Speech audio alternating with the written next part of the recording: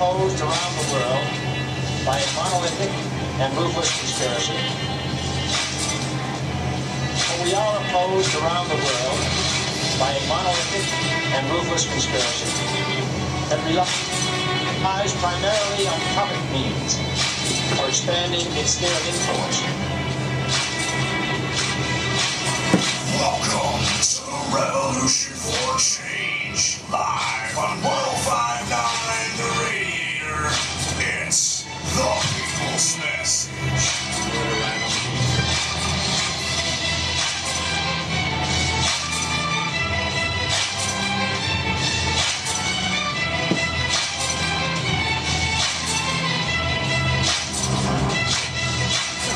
Ladies and gentlemen, thank you for joining us live here on 1059 The Radiator, home of the broadcast known as The People's Message. I will be your humble host for the next 3 hours. My name is Steve Hutchinson, and my esteemed co-host Adam Martell is joining me here in the studio as well. Adam, how are you doing? Good, Steve. How are you? Fantastic. In a lot of ways, fantastic. In some ways, I'm not so hyped up. I gotta say a couple things about this Boston attack. First off, our hearts, our prayers, they go out to the families, to the people that were injured, and the families of those who were lost in that tragic attack. We talk a lot on this show about a revolution for change, and ladies and gentlemen, this is not the way to do it. I'm not saying that this is right wing at all. I'm not saying who did it because we don't know. But there's been a lot of speculation in the media as of late that it could have been done by right-wing extremists. And if that is the case, then we frankly do not condone that sort of activity at all here on the People's Message, on the Revolution for Change. What we propose is a peaceful revolution for change. We do not propose violence in any way. These are our fellow Americans that were injured in this attack, that were killed in this attack. And as Americans, we need to get to the bottom of this. And what I urge is that if there winds up being details that don't add up, then we as Americans need to pursue it to the ends of the earth. We need to make sure that justice is served, no matter what the outcome is, no matter how uncomfortable it makes us. Now, with that said, welcome to the People's Message. Again, I am your humble host here for 1059 The Radiator, WOMM-LP, for the People's Message. Again, my co-host Adam Martell joining me here in the studio. Last week we established the conspiracy known as the New World Order. If you missed it, we have every intention of doing another broadcast of it. Not live on the air, but we'll do a broadcast of it and post it to YouTube. We'll do a video broadcast. But we established a lot. We played you some sound bites from several mainstream media sources, as well as speeches given by many prominent politicians, former presidents, and powerful government figures. And ladies and gentlemen, we still are not wearing tinfoil hats. Folks, we didn't fabricate the New World Order, and we certainly are not the first radio program or people to be talking about it. We don't pretend to come to you with any new revelations. We simply bring you what is well known, what is established already, and what is well documented, so that you can get involved, so that you can prepare and protect yourself and your family, and so that you, with any hope, can help us stop the globalists' devious plans. Last week we presented to our listeners the concrete evidence that there is powerful elite out there bent on creating a new world order. Many former presidents were very familiar with the monolithic and ruthless conspiracy so mentioned by John F. Kennedy in his famous speech to the press. We established the front group known as the Council on Foreign Relations and its role as puppeteer shadow government. Let's play the CFR.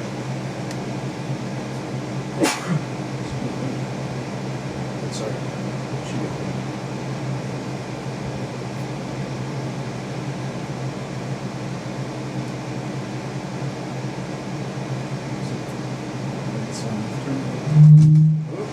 some technical difficulties here on the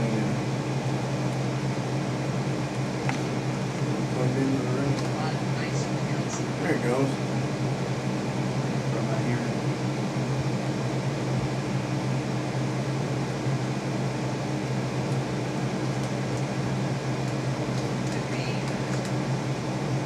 Well, we seem to be having some technical difficulties, but Hillary Clinton admitted that the CFR runs this country. In a YouTube video, you can look that up. It says Hillary Clinton admits that the CFR runs USA. There's another one also that says Hillary Clinton admits that the CFR runs this country. So you feel free to check that out. There's another front group that plays its own role of the global elite's ruthless conspiracy to create a new world order. And you may or may not be so surprised about who the members are. These are a lot of recycled names. They just keep popping up throughout the broadcast. The Trilateral Commission. The Trilateral Commission is another private entity founded by the Rothschild-backed Chase Manhattan bank mogul David Rockefeller in 1973. Other members include Alan Greenspan, former State Secretary Brown, former President George H.W. Bush, both Hillary and William Jefferson Clinton, former President Carter, Mr. Brzezinski as well, Henry Kissinger, and many, many others are part of this Trilateral Commission. Top executives from Xerox, ITT, Exxon, Nations Bank, among others, are members of this elite commission. Some 390 members attend these meetings with business and economic leaders from Asia, America, and Europe to bring private sector leaders together to discuss global issues, bridging the communications gap between the three nations.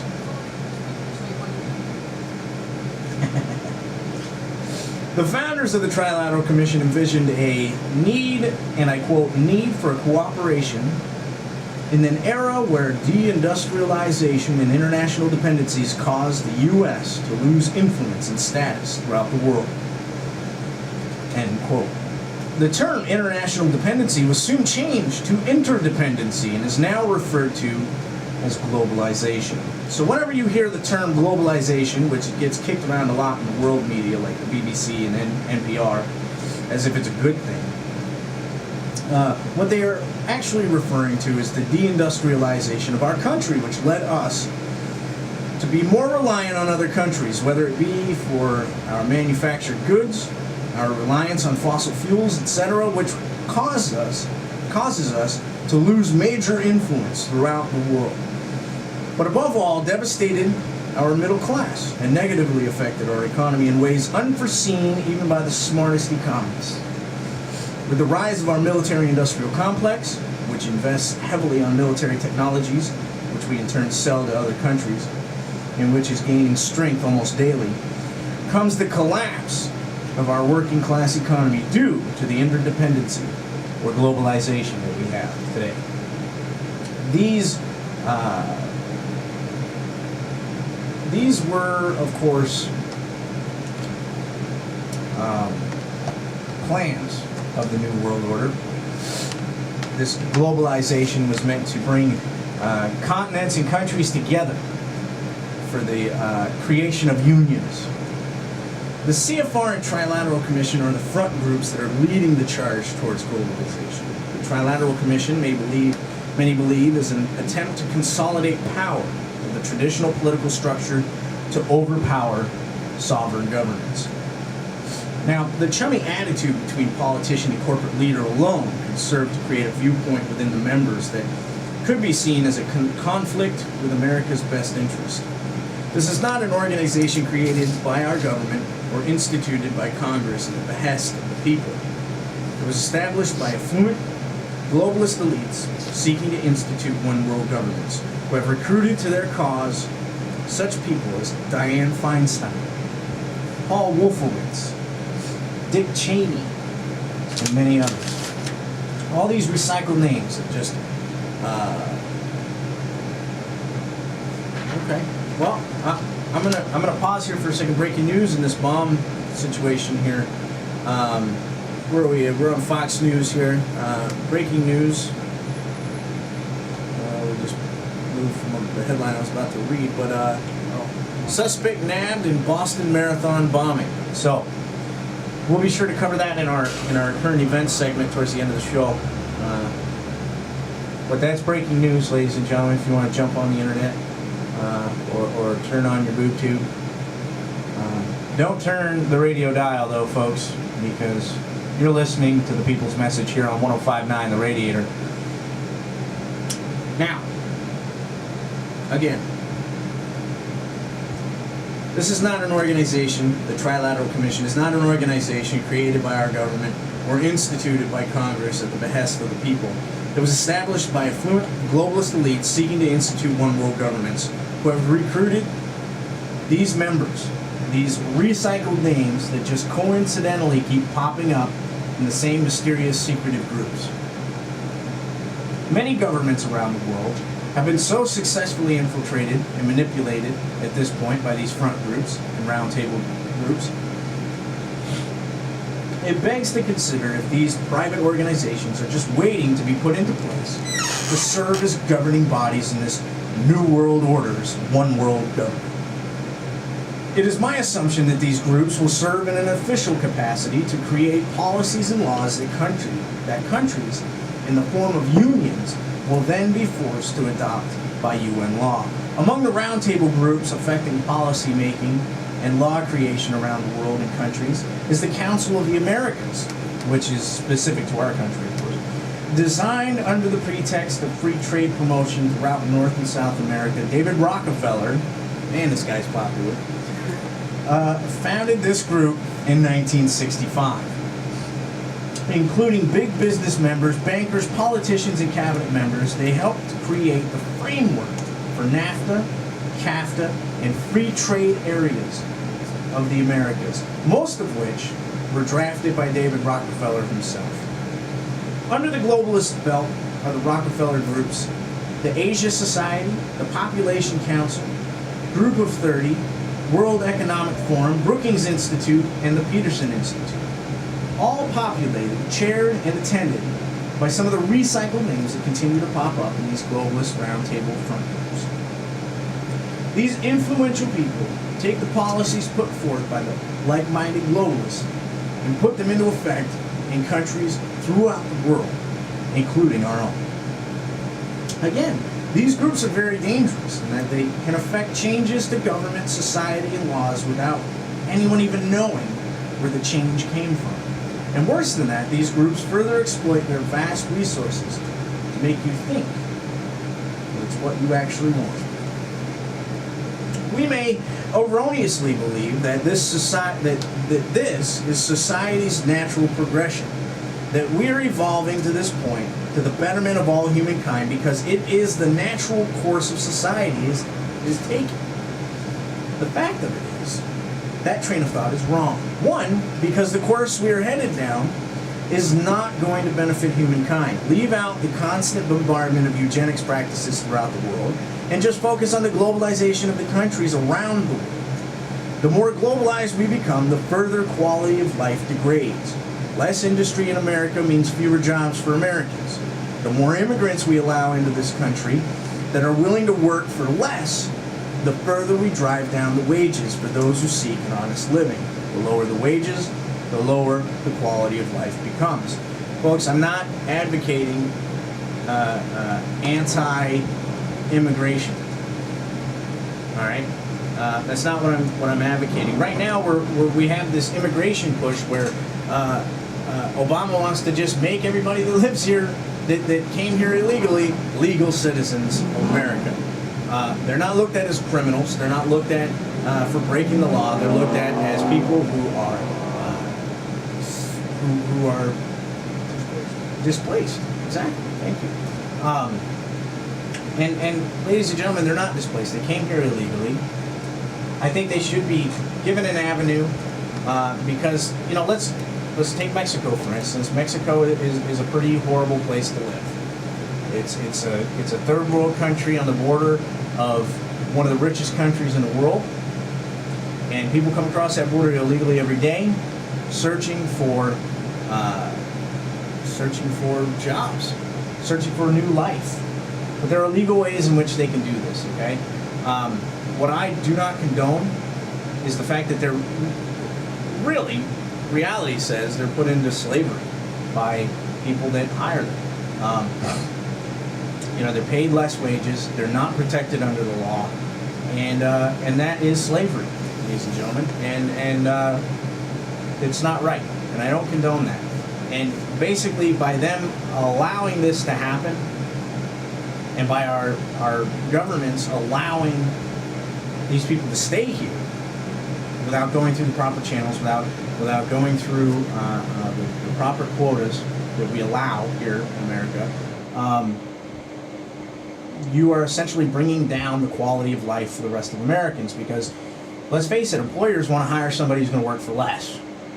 And if that means hiring somebody illegally, they will do that. Okay? And then that leaves the rest of us unemployed, because we're not going to work for less. We're not going to work for slave wages. The second reason is because we are being manipulated down the rocky path we are headed on. If you begin catering to human desires, begin exploiting our fears and weaknesses, the more distraction through entertainment you provide, the more we turn to sheep. And if you accomplish this gradually, slowly, and secretly, then you begin to change the groupthink of the collective. Now, we talked about collectivism last week as well, something that has been gradually put into society today. The evidence, my friends, is self-evident. Despite all the pull and power within the Trilateral Commission, the Council on Foreign Relations, and the Council of the Americas, they are still not the masterminds of this devious and malevolent plot. They are not the tippy top of the pyramid. They are not the string pullers.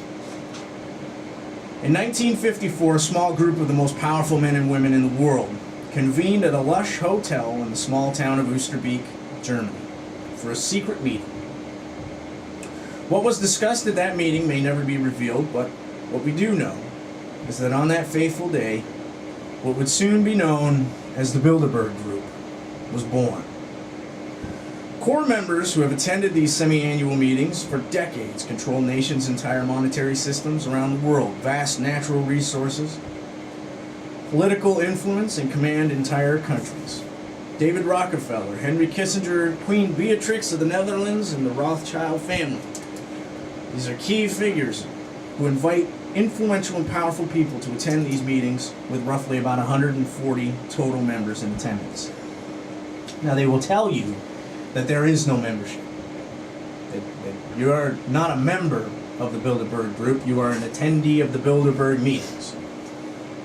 But media moguls from CNN, MSNBC, Fox News, BBC, NPR, Bloomberg, the New York Times, the Boston Globe, the Huffington Post, the list goes on for media moguls that attend these semi-annual meetings. Every U.S. president is represented, and politicians from around the world attend the Bilderberg meetings as well. Top world corporations, including CEOs and presidents from Halliburton, Monsanto, Pepsi Company, Coca-Cola, GE, big names like the Koch brothers and Bill and Melinda Gates.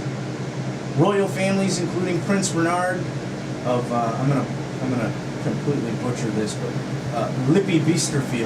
I don't know if that's how you say it. That looks about right. Yeah, Lippy Biesterfeld. Queen Beatrix of the Netherlands, which we established. Big bankers like the President of the Federal Reserve, the World Bank, European Union, central banks are there. Every Euro commissioner also attends the Bilderberg meetings. These are people that are not just influential folks.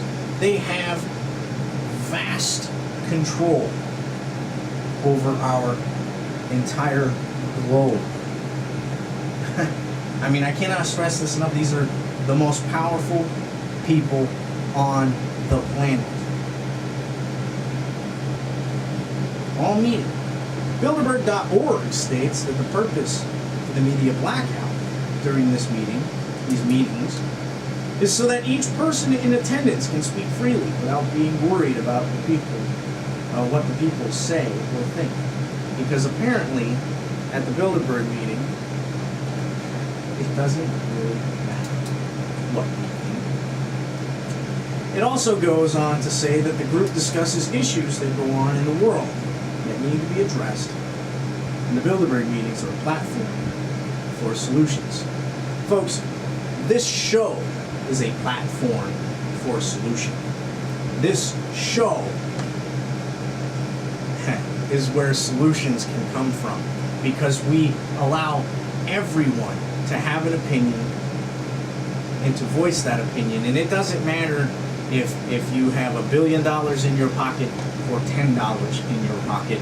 If you have a solution or an idea that could fix the issues that we face in this country, in this state, in the world, please give us a call here on the show at 1059 The Radiator. Our phone number here is 802-861-WOMM. That's 861-9666. If you have an opinion or a solution, feel free to give us a call. And for formality's sake, the views expressed are solely those of the speakers and do not necessarily reflect the views and opinions of WOMM-LP, its management board, or any of its affiliates. Again, you are listening to 1059 The Radiator, home of the People's Message. I am Steve Hutchinson, your humble host. My co-host, Adam Martell, is also joining me here in the studio. And right now, we're talking about the New World Order conspiracy. Ladies and gentlemen, right now, specifically, we're talking about Bilderberg, if you're just joining us. Who gave these people the right to decide how the world should be run? Who gave these people, who are so far removed and detached from the average citizen, the authority to make the decisions on our behalf, or in what they perceive to be our best interest? These discussions enact laws and policies that directly affect the rest of the world, and we have no say in the matter at all, period. As national citizens, as citizens of our planet. How do I know that these meetings affect the world? How do I know that they affect policies and laws that are made? Well, documents released by Bilderberg themselves showed in September 1955 the group covertly discussed in Germany and actually drew up the framework for the European Union.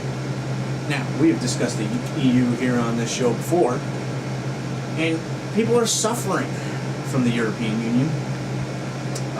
Bilderberg chairman, I'm going to butcher his name, Dagman, told the EU Observer in 2009 that the 2010 meeting could, and I quote, improve understanding on future actions in the same way it helped create the euro in the 1990s. Quote.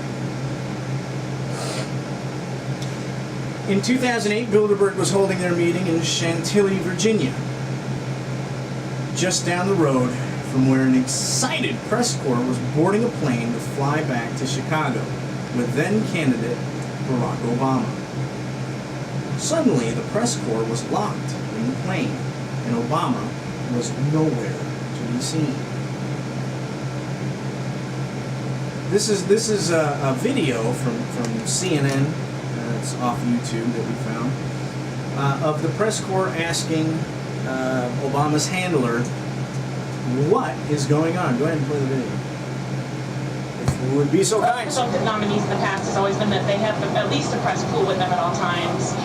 Is there a reason why we didn't go with them in the motorcade all the way? This is what we're out here for. Now we're on this plane with no candidate. I understand that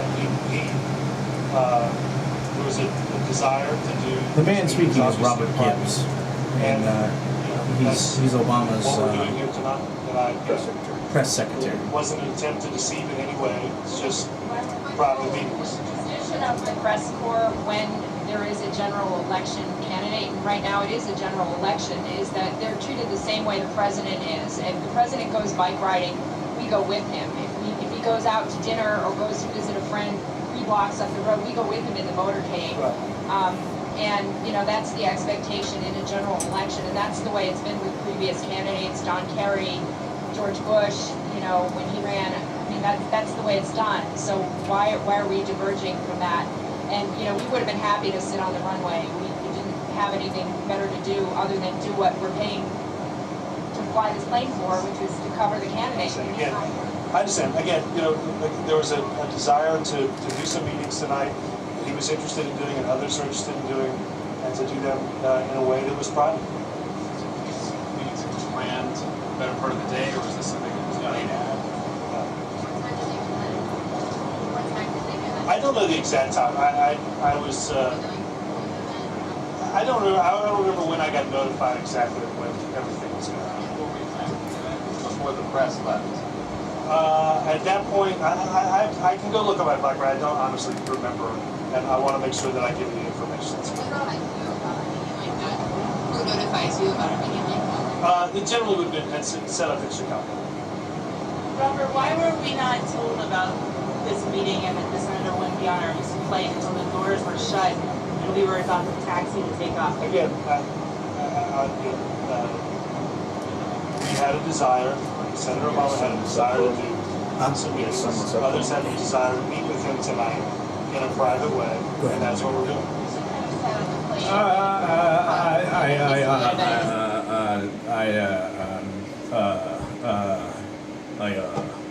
Yeah. Well, It's a pretty good impression of thank you. Robert Thank you. Gibbs. That's about what he said too. He offered absolutely no information. What can I say, folks? I mean, this guy's he's hemming and hawing because he has no explanation, because he can't tell the press who these secret meetings are being held with. Yeah, I mean, what ultimately happens during a campaign is the press follows the candidate everywhere. I mean, if they stop at a bar and have a beer with the local residents, or if they go to a sporting event, the press is right there, and then that's how we as Americans get to know our potential candidates. And in this particular case, the press were lied to. They were told that Obama was going to some type of campaign meeting in Chicago, and they got the press on the plane. They closed the door. They started taxiing out, and then the press secretary came out and told them, the president's not coming with us. This was, in essence, a diversion to get the press away from Obama. So they stuck him on a plane. They locked him in a plane and started taxiing off the plane. And then they realized, hey, where's President Obama? He's not in the bathroom. Or President Obama? At the time, it was candidate Obama. Right. Where's Obama? Where's Barack? He's not in the bathroom. Where is he? He had some meetings. The press is there to keep us informed, ladies and gentlemen. It's protected by the First Amendment right. Congress shall make no law respecting an establishment of, and I'm just going to read you the whole amendment. Congress shall make no law respecting an establishment of religion, or prohibiting the free exercise thereof, or abridging the freedom of speech, or of the press, or the right of the people peaceably to assemble and to petition the government for a redress of grievances. Ladies and gentlemen, the press was, in a roundabout way, their First Amendment right was violated. Our First Amendment right was violated in a roundabout way. Pretty sad. Moving on. Like we just said, the Bilderberg Group just happened to be having a meeting down the road from where that took place, and the press, of course, the sudden deviation from the original plan was quickly swept under the rug, and the deaf, dumb, and blind of us were misled by the pathological liars known as the media once again.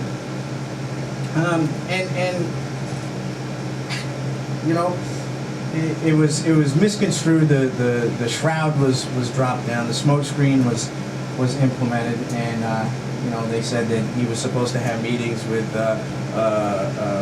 Miss Hillary Clinton, and that they were going to do this and that, and the meeting never took place here. It took place somewhere else, and there was just all this junk thrown into the media so that you and I would be thoroughly confused and not know what was going on. Again, this New World Order is not the natural function of governments or people working together progressively to accomplish the goal of a one-world utopian society as the elites would have you believe. It is the power mongers themselves who are guiding us into believing that this is what we want. Multinational corporations, globally connected central banks and private banks, global intelligence networks, all controlled by the puppet strings dangling from the fingers of a handful of global elites. Under the veil of national security, they have circumvented our Constitution, and through black ops, they have successfully consolidated the world power over the last several decades. Global corporations not only control, fund, and develop military technology, they also control consumer industry and production.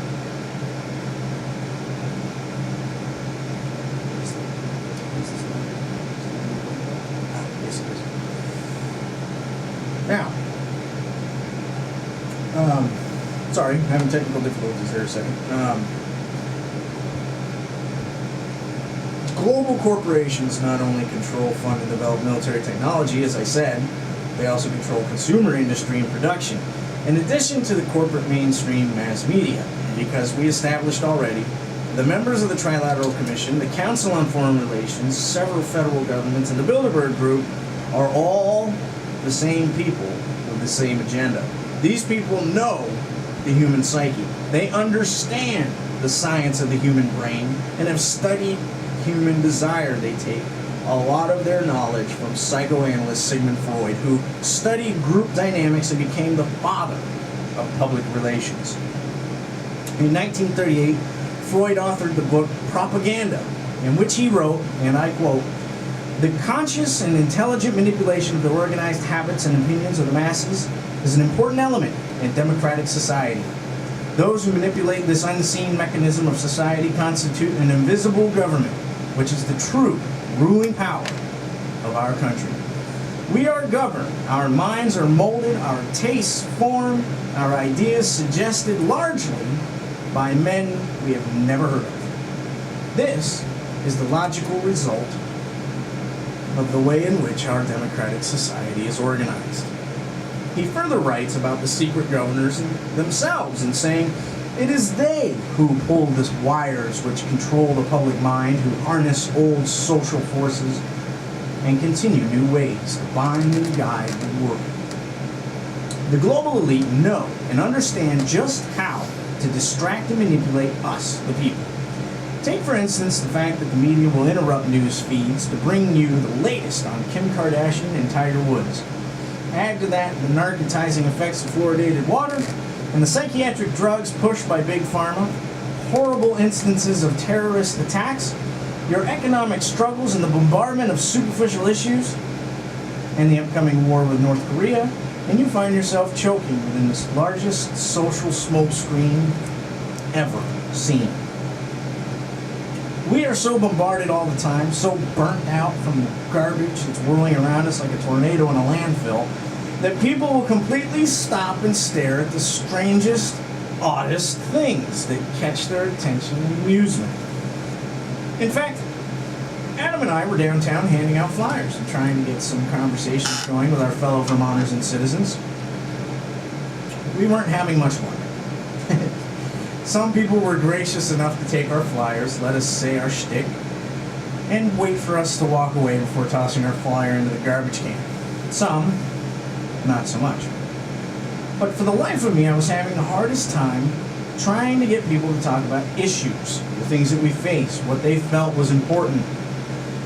So here we are walking up Church Street, and we see this huge crowd gathered in a semicircle around this one fella. So we stopped. I haven't even took a picture of it. Did you meme that, by the way? No, I didn't get a chance to. No, you should meme that. I'm going to. We stopped, and to my chagrin, there's what appears to be a homeless guy wearing a hat with a cardboard antlers attached to it, blowing into a log and stomping his feet in a pseudo beat, making paper dolls on a string dance. I'm sorry. Holy crap! Seriously, we are so burnt out with life and misguided by the elite that we turn to Jell-O and stand transfixed like a man has just been resurrected from the dead before our very eyes for a homeless guy blowing into a log with a couple of paper dolls he probably didn't even make himself. And his daily take from that whole thing was a jar, a huge jar, his whole take from that daily debacle was probably more than what I make working in government buildings.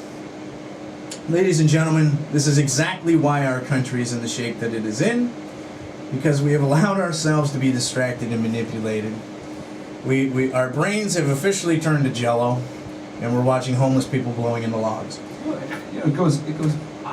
I've seen it myself. Like if I'm on Facebook and I'm talking about the New World Order, it's crickets, man. You can't get a response out of anybody. But if you post a picture of a cute kitty cat or some kid who has cancer, with his bald head and all that, it's like city, man. Everybody wants to check out that picture and share it with their friends. But anything that has to do with anything of substance, anything that really matters in life, serious issue. Right. Nobody wants to take a look at it. They're too focused on March Madness. Thank God we got through that because I'm sick and tired of hearing about basketball. but I mean, what is it with people that just they don't care? I mean, yeah, it's shocking. It is. It's amazing. I mean, and I think partially we've been burnt out. Like I said. We have essentially been bombarded with life and everything that we turn to jello from now on. We can't handle the big issues. We can't, and it's sad. And we need to do something about that. We need to be more informed. Another form of manipulation utilized by the elite is, and I also want to say, the guy was very original. I will give him that. He probably wasn't homeless. I kind of overindulged on that one. I'm sorry. I apologize. I might have stretched the truth there. He probably wasn't a homeless guy. He was pretty well dressed. And it was very original. It was very neat. I don't mean to insult him if he's listening. But really. Anyway, another form of manipulation utilized by the elite is the manufacture of problems to control the reaction to get the result they're looking for. This is often carried out by the means of false flag attacks. False flag attacks are carried out to manipulate the masses, to turn them against the one whose flag is being carried. In other words, false flag refers to an attacker carrying the flag of the one they're trying to blame the attack on. There is always an end that justifies the means. Hitler used the false flag attack to seize power of Germany when he purposely burned down the German Capitol building and blamed it on a mentally ill homeless man, stating that it was a lone wolf domestic terrorist attack. The Tonkin Gulf incident is a prime example of the U.S. utilizing a false flag attack to involve us in the Vietnam War. It was reported that our ships in charge of peaceful security in the region were fired upon by Viet Cong soldiers. Can we play the clip that we have? We have a clip of Mr. McNamara sitting with a Vietnam. Oh, we're up. We're just having some technical difficulties with this. This should be lit up. It's not open.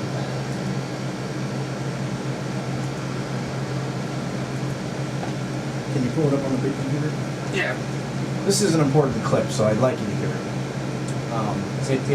It doesn't validate, but it shows the proof that the Tonkin incident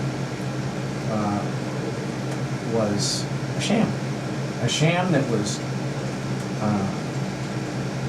concocted by the U.S. government. Now, it was later found that the NSA and the CIA falsified reports on the incident by command to gain U.S. entry into the Vietnam conflict.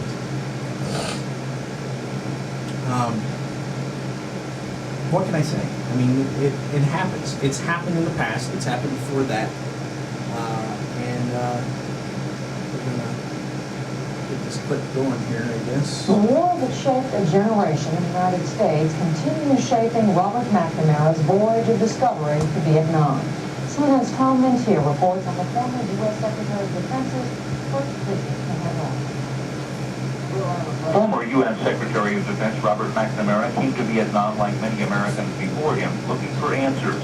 The war in this country has been over for more than 20 years, but for many people, McNamara included, there are plenty of unanswered questions. He spent the past few days meeting Vietnamese leaders, both past and present. On Thursday, he visited Madame WOMM-LP. During the war, she was the foreign minister for the Viet Cong. Now she's the vice president of Vietnam. But it was the meeting with retired General Nguyen Chat, now 83 years old, that provided information about an incident on the night of August 4th, 1964. It was the spark that ignited the Vietnam War, the Tonkin Gulf incident. 2 U.S. destroyers off the coast of North Vietnam were attacked 2 nights earlier, but reported that Vietnamese gunboats attacked them a second time. The incident moved American forces from the role of advisors to active participants. As Robert McNamara sat with General Chop, he apparently couldn't resist asking one of the few men in the world who would know if the attack on the destroyers ever happened. To this day, I don't know what happened on August 2nd and August 4th, 1964 in the Tonkin Gulf. The general provided the answer, saying his Navy attacked the Maddox on August 2nd, but on the 4th, nothing happened. There was absolutely nothing, he said. The revelation may be important to historians. The revelation may be important to the people, to us. This shows outright that there was a false flag attack, that we were lied to involve us in a war that we did not need to be in. And 58,000 Americans died in that war over a lie. Over a lie. I mean, it doesn't get any more surreal than that. I mean, if you don't think that the government's capable of planning something, all you have to do is look at history. They've done it once. They've done it more than once. Yes, well, but think about that. 58,000 Americans lost their lives in Vietnam. If you don't think that those who came up with the idea knew that they would lose 58,000 Americans, or that they would lose a vast amount of Americans, you're being deceived. They knew full well the loss of life. And quite frankly, they saw them as expendable. They did not care. False flag attacks were used to cement U.S. involvement in World War I, with the sinking of the American ocean liner, the Lusitania, that was purposely sailed through hostile territory.